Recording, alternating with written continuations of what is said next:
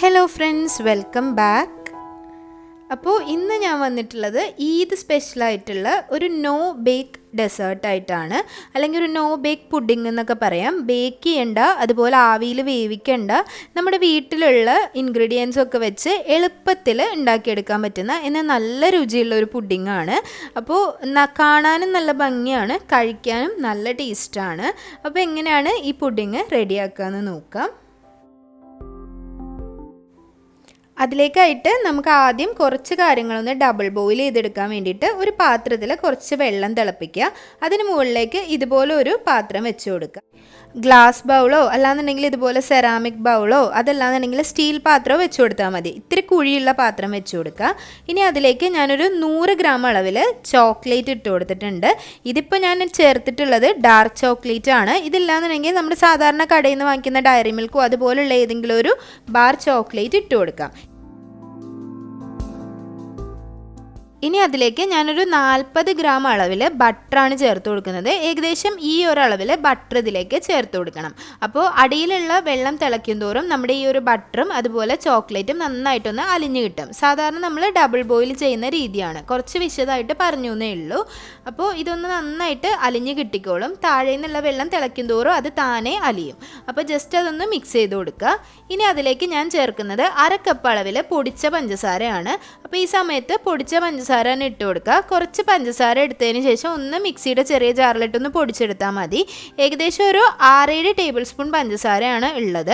ഒരു 6 table spoon പഞ്ചസാരയൊക്കെ എടുത്ത് പൊടിച്ച് കഴിഞ്ഞാൽ നമുക്കൊരു 1/2 കപ്പ് പഞ്ചസാര തന്നെ കിട്ടും. അതൊന്ന് ഇട്ടിട്ട് നല്ലോണം ഒന്ന് മിക്സ് ചെയ്ത് കൊടുക്കുക. അപ്പോൾ ഇത് നന്നായിട്ടൊന്ന് അലിഞ്ഞ് വന്നിട്ടുണ്ട്. ഇനി ഇതിലേക്ക് ഒരു മുട്ട ചേർത്ത് കൊടുക്കണം. മുട്ട ചേർത്ത് കൊടുത്തതിന് ശേഷം തീ ഹൈ ഫ്ലെയിമിൽ വെക്കുക. അതിനുശേഷം ഒരു 3 മിനിറ്റ് എങ്കിലും നന്നായിട്ടൊന്ന് മിക്സ് ചെയ്തെടുക്കുക. അപ്പോഴേക്കും ആ ഒരു മുട്ട നന്നായിട്ട് അതിൽ കിടന്ന് മിക്സായി ആ മുട്ട നന്നായിട്ട് വെന്ത് കിട്ടിയിട്ടുണ്ടാവും. അത് മാത്രമല്ല ഈ ഒരു കൺസിസ്റ്റൻസിയിലായി കിട്ടും. കുറച്ചൊന്ന് വാട്ടറി ആയിട്ടുള്ള കൺസിസ്റ്റൻസിയിലേക്ക് വരും മുട്ട ചേർത്ത് കഴിയുമ്പോഴത്തേക്കും. അപ്പോൾ ഈ ഒരു ബാറ്റർ റെഡി ആയിട്ടുണ്ട്.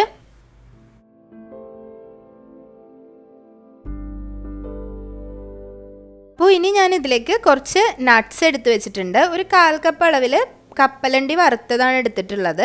ഇനി അതിലേക്ക് നിങ്ങളുടെ അടുത്ത് അവൈലബിൾ ആയിട്ടുള്ള നട്ട്സ് എടുക്കാം. ഞാനിപ്പോൾ കുറച്ച് കാഷ്യൂനട്ടും അതുപോലെ കുറച്ച് ബദാമും എടുത്തിട്ടുണ്ട്. ഇനി അതിലേക്ക് ഒരു 3 സ്ലൈസ് ബ്രെഡ് എടുത്ത് വെച്ചിട്ടുണ്ട്. ഇനി നിങ്ങളുടെ അടുത്ത് മുഴുവനായിട്ട് കാഷ്യൂനട്ട് ഉണ്ടെന്നുണ്ടെങ്കിൽ അതിട്ട് കൊടുക്കാം. ബദാം ഉണ്ടെങ്കിൽ അതിടാം, വാൽനട്ട്സ് ഉണ്ടെങ്കിൽ അതിടാം. അപ്പോൾ നിങ്ങളുടെ അടുത്ത് അവൈലബിൾ ആയിട്ടുള്ള നട്ട്സ് ഏത് വേണമെങ്കിലും ഇട്ട് കൊടുക്കാം. ഇനി അത് മിക്സിയുടെ ജാറിലേക്ക് ഇട്ടിട്ട് നമുക്കൊന്ന് പൊടിച്ചെടുക്കണം. ഒരുപാട് പൊടിച്ചെടുക്കണം എന്നില്ല, ഒന്ന് ക്രഷ് ചെയ്തെടുത്താൽ മതി. കൂടെ തന്നെ ഒരു 3 സ്ലൈസ് ബ്രെഡ് കൂടി ചേർത്ത് കൊടുത്തിട്ടുണ്ട്. അപ്പോൾ ഇതും കൂടി ചേർത്ത് കൊടുത്താൽ ഒരു പ്രത്യേക ടേസ്റ്റാണ്. ഇതൊന്ന് നന്നായിട്ടൊന്ന് ക്രഷ് ചെയ്തെടുക്കുക. അപ്പോൾ ഞാനിവിടെ ഇതുപോലെ ഒന്ന് ക്രഷ് ചെയ്തെടുത്തിട്ടുണ്ട്.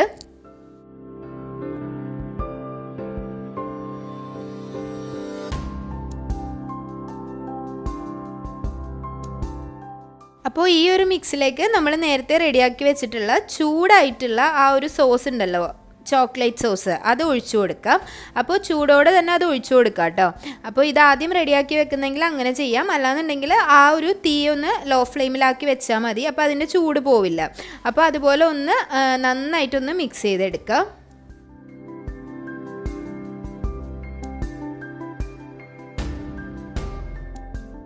അപ്പോൾ ഇതാണ് നമ്മുടെ പുഡിങ്ങിൻ്റെ ഫസ്റ്റ് ലെയർ അല്ലെങ്കിൽ ബേസ് ലെയർ. അപ്പോൾ ഇത് നമുക്കൊരു പുഡിംഗ് ട്രേയിലേക്ക് മാറ്റാം. അപ്പോൾ ട്രേ ഒന്നും ഇല്ലെങ്കിൽ കുഴപ്പമൊന്നുമില്ല. സാധാരണ നിങ്ങളുടെ അടുത്തുള്ള ഏതെങ്കിലും ഒരു പാത്രത്തിലേക്ക് നമുക്ക് സെറ്റ് ചെയ്തെടുക്കാം.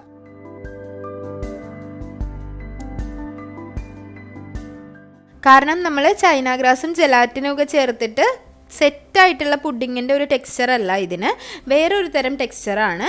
അപ്പോൾ നമുക്ക് സ്പൂൺ കൊണ്ട് തന്നെ നമുക്ക് ഇതൊന്ന് എടുത്ത് കഴിക്കാവുന്നതാണ്. അപ്പോൾ ഇതുപോലെ ഞാൻ സെറ്റാക്കിയിട്ടുണ്ട്. ഇതിനെ റൂം ടെമ്പറേച്ചറിലേക്ക് വെച്ചാൽ മതി. ഇതൊന്ന് സെറ്റ് ആയിക്കോളും കുറച്ച് നേരം കൊണ്ട് തന്നെ.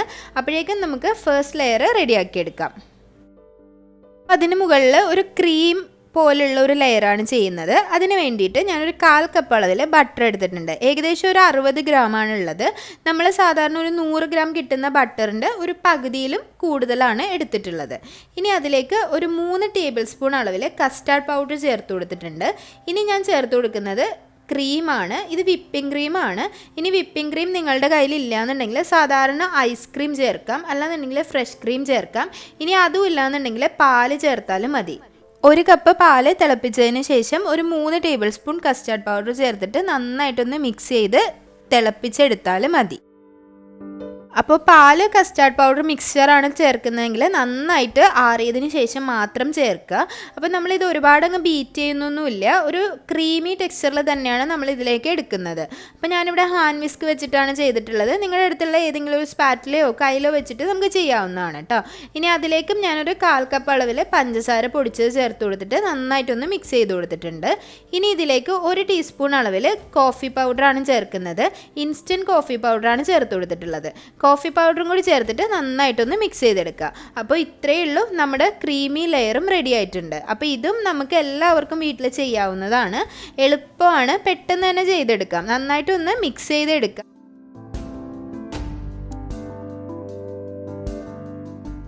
സാധാരണ വിപ്പിംഗ് ക്രീം വിപ്പ് ചെയ്യുന്ന പോലെ ഒരുപാട് വിപ്പ് ചെയ്യണമെന്നില്ല. നല്ലൊരു ക്രീമി ടെക്സ്ചറിൽ ഇതുപോലെ ഒന്ന് വിസ്ക് വെച്ചിട്ട് ബീറ്റ് ചെയ്താൽ തന്നെ റെഡി ആയിട്ടുണ്ടാവും. അല്ലാന്നുണ്ടെങ്കിൽ ഒരു സ്പൂൺ വെച്ചിട്ട് ചെയ്താലും ഇതുപോലെ ഈ ഒരു ടെക്സ്ചറിൽ കിട്ടിയിട്ടുണ്ടാവും. നമുക്കിനി അടുത്ത ലെയറും ഇതിന് മുകളിലേക്ക് ഒഴിച്ചു കൊടുക്കാം.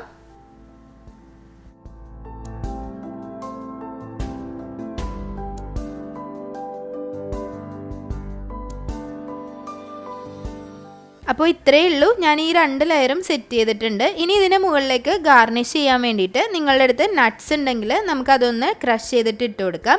ഞാനിപ്പോൾ കുറച്ച് ചോക്ലേറ്റ് തന്നെ ഗ്രേറ്റ് ചെയ്തിട്ടാണ് ഇടുന്നത്. ഇതിപ്പോൾ ഡാർക്ക് ചോക്ലേറ്റ് ഗ്രേറ്റ് ചെയ്തിട്ടാണ് ഇടുന്നത്. അതിന് മുകളിലേക്ക് കുറച്ച് വൈറ്റ് ചോക്കോ ചിപ്സ് കൂടി ചേർത്ത് കൊടുക്കുന്നുണ്ട്. അപ്പോൾ അതൊക്കെ നിങ്ങളുടെ മനോധർമ്മം പോലെ നിങ്ങളുടെ ഇഷ്ടത്തിനനുസരിച്ച് എന്ത് വേണമെങ്കിലും ചെയ്യാം കേട്ടോ. ഗാർണിഷ് ചെയ്യാം, കളർഫുള്ളായിട്ട് ഗാർണിഷ് ചെയ്യണമെങ്കിൽ അങ്ങനെ ചെയ്യാം, ഫ്രഷ് ഫ്രൂട്ട്സ് ഇട്ട് ഗാർണിഷ് ചെയ്യണമെങ്കിൽ അങ്ങനെ ചെയ്യാം. അപ്പോൾ അതൊക്കെ നിങ്ങളുടെ ഇഷ്ടത്തിന് ചെയ്ത് കൊടുക്കുക. അപ്പോൾ ഈ ഒരു പുഡിങ്ങിനെ പറ്റി പറയുകയാണെങ്കിൽ ഒരുപാട് ചോക്ലേറ്റ് ഫ്ലേവർ ഉണ്ടാവില്ല, എന്നാൽ നല്ലൊരു ഫ്ലേവറായിട്ട് തന്നെ കിട്ടും. ചെറിയൊരു കോഫി ഫ്ലേവർ ഉണ്ടാവും, അതുപോലെ തന്നെ ആ ഒരു ക്രീമിൻ്റെ ഒരു റിച്ച്നെസ് ഉണ്ടാവും. താഴത്തെ ലെയറിൽ നല്ലപോലെ ഒരു പീനട്ടിൻ്റെയും ആ ഒരു നട്ട്സിൻ്റെയും ഒരു ടേസ്റ്റ് കൂടി ഉണ്ടാവും. അപ്പോൾ നമ്മൾ കഴിക്കുമ്പോഴത്തേക്കും ആദ്യം ഒരു കോഫി ഫ്ലേവർ വരും, അത് കഴിഞ്ഞിട്ട് നല്ലൊരു നട്ട്സിൻ്റെ ഫ്ലേവർ കൂടി വന്നിട്ട് നല്ലൊരു ഡെസേർട്ടായിട്ട് കിട്ടും. അപ്പോൾ ഞാനിവിടെ ഇതൊരു 2 മണിക്കൂർ ഫ്രിഡ്ജിൽ വെച്ചിട്ടുണ്ട്.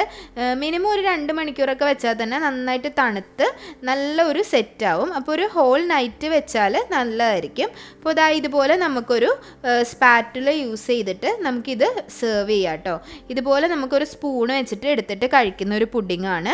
നല്ലോണം സെറ്റായിട്ട് കിട്ടിയിട്ടുണ്ട് കേട്ടോ. അപ്പോൾ എല്ലാവരും ട്രൈ ചെയ്ത് നോക്കുക. ഇതിനുണ്ടാക്കാൻ പറ്റുന്ന, നമ്മുടെ വീട്ടിൽ ഉള്ള ഇൻഗ്രീഡിയൻസ് വെച്ച് ഉണ്ടാക്കാൻ പറ്റുന്ന എളുപ്പത്തിലുള്ള ഒരു ഡെസേർട്ടാണ്. എല്ലാവർക്കും ഇതിൻ്റെ ടേസ്റ്റ് ഇഷ്ടപ്പെടും. അപ്പോൾ ഒരുപാട് പണിയൊന്നുമില്ല, പെട്ടെന്ന് തന്നെ റെഡിയാക്കാം. കുട്ടികൾക്കും ഒക്കെ ഇതിൻ്റെ ടേസ്റ്റ് ഇഷ്ടപ്പെടും.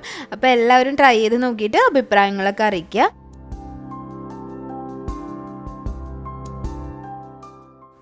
അപ്പോൾ അഡ്വാൻസ്ഡ് ഈദ് മുബാറക്. കൂടെ തന്നെ ചാനൽ ഇഷ്ടമാവുന്നുണ്ടെങ്കിൽ സബ്സ്ക്രൈബ് ചെയ്യാൻ മറക്കരുത്. അതുപോലെ ഇനിയും നല്ല നല്ല റെസിപ്പികളായിട്ട് വരുന്നത് വരേക്കും താങ്ക് യു.